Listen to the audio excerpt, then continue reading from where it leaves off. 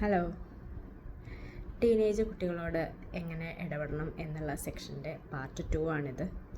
എത്രയും പെട്ടെന്ന് part 2 section ഇടണം എന്നുള്ള പലരുടെയും അഭ്യർത്ഥന മാനിച്ചാണ് ഇത് പോസ്റ്റ് ചെയ്യുന്നത്. നമുക്ക് അറിയാം, ടീനേജുകാരോട് ഇടപെടുന്നത് ഭയങ്കര ബുദ്ധിമുട്ടാണ്, സ്ട്രഗിളാണ്, പേരൻസിന് ഭയങ്കര സ്ട്രഗിളാണ്. അതുകൊണ്ട് എത്ര ക്ലാസ്സുകൾ ഓൺലൈനോ ഓഫ്ലൈനോ കേൾക്കുന്നോ അത്രയും പേരൻസിനത് അനുഗ്രഹമായിരിക്കും. ഓക്കെ, പല കാര്യങ്ങൾ ഉണ്ട് അവരോട് ഇടപെടുമ്പോൾ നമ്മൾ ശ്രദ്ധിക്കേണ്ടത്. കുറച്ച് കാര്യങ്ങൾ കൂടെ ആഡ് ചെയ്യാൻ ആഗ്രഹിക്കുന്നു. നമുക്ക് പൊതുവെ നുണ പറയുന്ന ക്യാരക്ടർ പലർക്കും ഉണ്ട്. ചിലർ കുറച്ച് നുണയായിരിക്കും, ചിലർ കുറേ നുണകൾ പറയുമായിരിക്കും.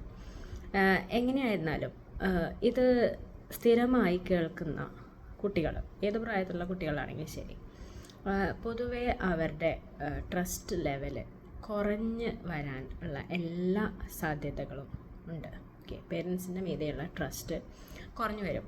അവരോട് തന്നെ നുണ പറയുവാണെങ്കിൽ ഇതിൻ്റെ ഫലം ഇരട്ടിയാവും. മാത്രമല്ല, ഇപ്പോൾ നമ്മൾ ആരെങ്കിലും ഫോൺ വിളിക്കുവാണെങ്കിൽ നമ്മൾ വീട്ടിലില്ലെന്ന് പറഞ്ഞോ എന്ന് കുട്ടികളോട് തന്നെയാണ് പലപ്പോഴും പേരൻസ് പറയാറ്. അങ്ങനെ അവർ തന്നെ നമുക്ക് വേണ്ടി നുണ പറയാറുണ്ട്. അതും കൂടി ആവുമ്പോൾ പൊതുവെ നമ്മൾ പറയുന്നതിനെ കുട്ടികൾ വകവയ്ക്കാറില്ല. മാത്രമല്ല, ചിലപ്പോൾ വിശ്വസിക്കുമില്ല. നമ്മൾ പലപ്പോഴും വാക്ക് കൊടുക്കുമ്പോഴും അവർ വിശ്വസിക്കാതിരിക്കാൻ ചാൻസ് കൂടുതലാണ് നമുക്കിങ്ങനെ ഒരു ക്യാരക്ടറിനെ. അതുകൊണ്ട് കഴിവതും ഈ ഒരു ക്യാരക്ടർ കുറച്ച് കൊണ്ടുവന്ന് മാക്സിമം അത് അവോയ്ഡ് ചെയ്യുകയാണെങ്കിൽ നല്ലതായിരിക്കും. കുട്ടികളോടുള്ള ബന്ധത്തിൽ അത് വളരെ നല്ലതായിരിക്കും. നമുക്ക് വളരെ പ്രിൻസിപ്പിൾ ബേസ്ഡ് ആയിട്ടുള്ളൊരു ലൈഫാണെങ്കിൽ പ്രത്യേകിച്ചും ടീനേജുകാരോട് ഇടപെടാൻ ഈസിയാണ്. കാരണം നമ്മൾ കണ്ട അത്രയും കള്ളത്തരങ്ങൾ കണ്ടല്ല, ലോകത്തുള്ള അത്രയും കള്ളത്തരങ്ങൾ കണ്ടല്ല അവർ വരുന്നത്. അപ്പോൾ നമ്മൾ വളരെ പ്രിൻസിപ്പിൾ ബേസ്ഡ് ആയിട്ടുള്ള കാര്യങ്ങൾ പറഞ്ഞാൽ അവരുടെ മീതെ ഇമ്പാക്റ്റ് കൂടുതലായിരിക്കും. അപ്പോൾ നമ്മൾ ഇപ്പോൾ ഒരു കാര്യം പറഞ്ഞു, നമ്മളുടെ ആവശ്യത്തിനോ അല്ലെങ്കിൽ അവസരത്തിനൊത്തോ പല പ്രാവശ്യം നമ്മൾ ഈ പറഞ്ഞ വാക്കുകളും പ്രിൻസിപ്പിൾസ് തന്നെ മാറ്റുവാണെങ്കിൽ അത് അവരെ ഭയങ്കരമായിട്ട് കൺഫ്യൂസ്ഡ് ആക്കാൻ ചാൻസ് ഉണ്ട്. അതിന് പകരം നമ്മൾ ഫേം ആയിട്ട് നമ്മളുടെ പ്രിൻസിപ്പിൾസിൽ ഉറച്ചു നിൽക്കുകയാണെങ്കിൽ അവർക്ക് ഭയങ്കര ഈസിയാണ് നമ്മൾ ഫോളോ ചെയ്യാൻ. ഓക്കെ, അപ്പോൾ നമ്മളുടെ ലൈഫ് ഭയങ്കര പ്രിൻസിപ്പിൾ ബേസ്ഡ് ആണെങ്കിൽ പൊതുവെ ടീനേജിലുള്ളവർ നമ്മളെ പെട്ടെന്ന് ഫോളോ ചെയ്യും. നമ്മളുടെ എല്ലാ ഡിസിഷൻസിനോടും അവർ ക്ലിങ് ഓൺ ചെയ്യും. അങ്ങനത്തെ പല ബെനിഫിറ്റ്സും ഉണ്ട്. അവസരത്തിനൊത്ത് ചേഞ്ച് ചെയ്യാതെ നമ്മളൊരു കൃത്യം അല്ലെങ്കിൽ പ്രത്യേക പ്രിൻസിപ്പിളിൽ ഉറച്ചു നിൽക്കുകയാണെങ്കിൽ അവർക്ക് ഭയങ്കര ഈസിയാണ്. മാത്രമല്ല, എന്ത് കാരണവശാലും അത് മാറാതെയും അതിൽ ഫേമായിട്ട് ആ ഡിസിഷൻ കീപ്പ് ചെയ്യാനും നമ്മൾ ശ്രമിക്കണം. മാത്രമല്ല, നമ്മളുടെ ചെറുപ്പകാലം തൊട്ടേ പല വിശ്വാസ സംഹിതകൾ നമ്മൾ ഫോളോ ചെയ്യാറുണ്ട്. അത് റിലീജിയൻ ബേസ്ഡ് ഒന്നും ആവണമെന്നില്ല. നമ്മുടെ തന്നെ ജീവിത സാഹചര്യങ്ങൾ കൊണ്ടും മറ്റുള്ളവരോട് ഇടപെട്ടും ഒക്കെ നമ്മൾ പഠിച്ചു വെച്ചിട്ടുള്ള കുറേ വിശ്വാസങ്ങളുണ്ട്. അത് പലപ്പോഴും ഈ കാലഘട്ടത്തിൽ അപ്ലിക്കബിൾ ആവണമെന്നില്ല. നമ്മളിപ്പോൾ ഇന്ന് കാലത്ത് ഇടപെടുന്ന മനുഷ്യരോടും അത് ഉപയോഗിച്ചാൽ ഗുണകരമാവണമെന്നില്ല. ആ തോട്ട് പ്രോസസ്സൊക്കെ കൊണ്ടുവന്ന് നമ്മളുടെ പുതിയ ജനറേഷൻ്റെ മീതെ ഇമ്പോസ് ചെയ്ത പലപ്പോഴും ഇവർ ട്രബിൾസിൽ ചെന്ന് എൻഡാവാറുണ്ട് അവരുടെ ജീവിതം. കാരണം വെച്ചാൽ പഴയകാല കാര്യങ്ങളൊന്നും ചിലപ്പോൾ ഇന്ന് അപ്ലിക്കബിൾ ആവണമെന്നില്ല. അപ്പോൾ കഴിവതും ടീനേജുകാരോട് ഇടപെടുമ്പോൾ അവരുടെ ഷൂസിൽ ഇറങ്ങി നിന്ന് അവരുടെ സാഹചര്യം ക്ലിയർ കട്ട് പഠിച്ച് മനസ്സിലാക്കി, ഒന്നല്ലെങ്കിൽ ഇത് പേരൻസ് തന്നെ ചെയ്യണം, അല്ലെങ്കിൽ അതിന് കേപ്പബിൾ ആയിട്ടുള്ള ആൾക്കാരെ ഏൽപ്പിക്കണം. എല്ലാം നമ്മൾ തന്നെ മാനേജ് ചെയ്തെടുക്കണം എന്ന് നിർബന്ധമൊന്നുമില്ല. അതിന് പറ്റാവുന്ന ആൾക്കാരെ ഏൽപ്പിച്ചാൽ അതായിരിക്കും കുട്ടികളോട് ചെയ്യുന്ന വലിയൊരു നന്മ.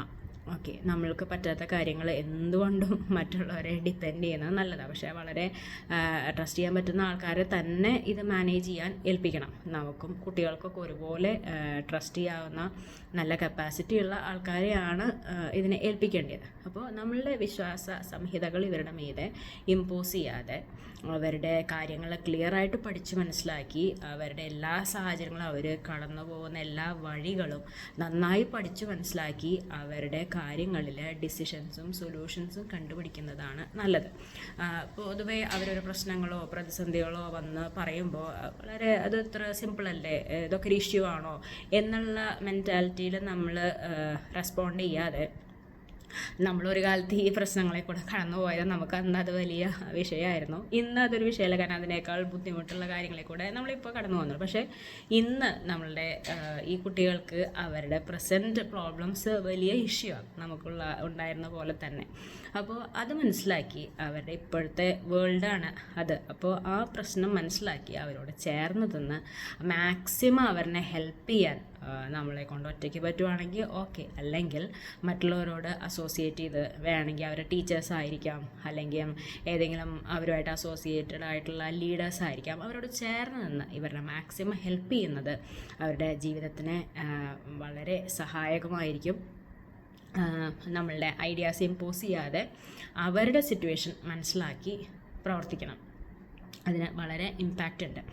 പ്രത്യേകിച്ച് മറ്റുള്ളവരോട് ഇടപെടുന്ന കാര്യത്തിലൊക്കെ എന്തെങ്കിലും ഒരു കൺഫ്യൂഷനിലും പ്രശ്നത്തിലൊക്കെ സ്റ്റക്കായിട്ട് നിൽക്കുകയാണെങ്കിൽ ആ ഒരു കാര്യം മനസ്സിലാക്കി, ഇപ്പോൾ ഫ്രണ്ട്സിനോട് ഇടപെടുന്ന കാര്യമായിരിക്കാം, ചിലപ്പോൾ ടീച്ചേഴ്സായിട്ടുള്ള വല്ല ഇഷ്യൂ ആയിരിക്കാം, ഏത് ഇഷ്യൂലാണെങ്കിലും ഒരിക്കലും അത് സില്ലിയായിട്ട് തള്ളിക്കളയാതെ നമ്മളത് മാക്സിമം കൺസിഡർ ചെയ്ത് അവരെ ഹെൽപ്പ് ചെയ്യണം. ഇതെല്ലാം കേൾക്കുമ്പോൾ വളരെ ചെറിയ കാര്യമായിട്ട് തോന്നിയാലും ഇതിന് ഉണ്ടാക്കുന്ന ഇമ്പാക്റ്റ് ഭയങ്കരമാണ്.